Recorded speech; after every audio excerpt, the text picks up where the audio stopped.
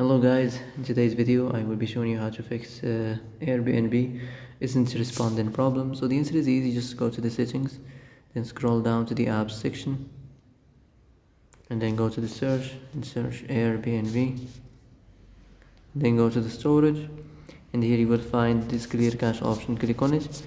Now you can go check it if it worked, and if it didn't you can try to restart your phone or turn the Wi-Fi off and on, or the Bluetooth or the airplane mode.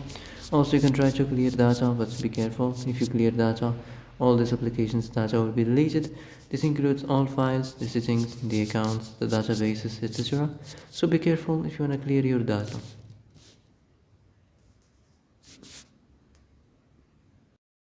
And that's it for today's video. I hope this is the answer you've been looking for.